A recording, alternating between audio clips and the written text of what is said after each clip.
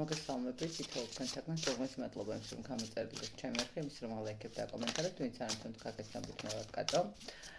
გეტყვით, რომ არის Telegram ჯგუფი, სადაც ყოველდღიურად იჭება დღის არკანის, დღის ენერგიები.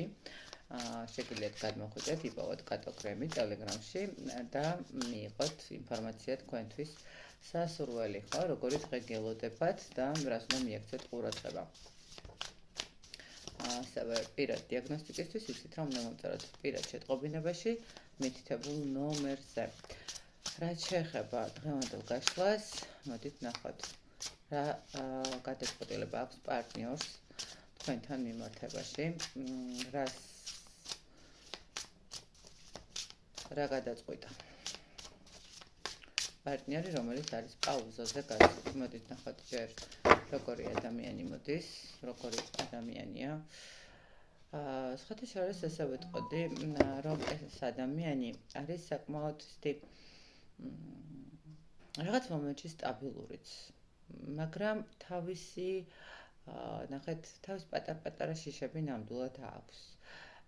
თითქოს ადამიანს ეშინია ბოლომდე პასუხისმგებლობების აღება, ხო? როდესაც კი ვიღებ რაღაცა დოზით, მაგრამ იმის იქეთ უკვე ცოტა მიჭირს პასუხისმგებლობის აღება. როგორი ადამიანია? ამ ეტაპზე ადამიანი არის გაურკვევლობაში, იმიტომ რომ ცოტა სკეპტიკურად უყურებს შეიძლება ურთიერთობებსაც, რატომღაც, იმიტომ რომ თითქოს როგორი მომენტი აქვს დიდ ადამიანს, რომ არ სჯერა ბოლომდე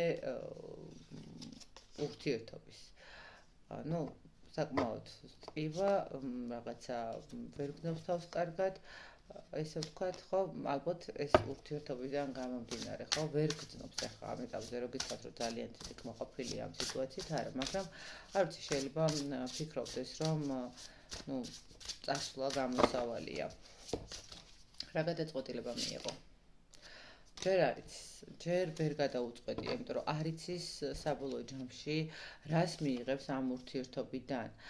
მას სჭირდება რაღაცა ცვლილებების მდგომარეობა, მას სჭირდება აუცილებლად მოიკრიბოს ძალა და შეძლოს თავის თავთან ბრძოლა. ხვდებით, ანუ ნახეთ, ეს ისეთი მომენტია და ისეთი პროცესია, რომ ძალიან რთულია საკუთარ თავთან დიდი ცვლილებების ჩატარება. შესაძლებელია, ადამიანი იყოს დაკავებულიც და აქედან გამომდინარე მისთვის ცოტა რთულია რაღაცა პასუხისმგებლობების ეს იაღება და დიდი ცვლილებების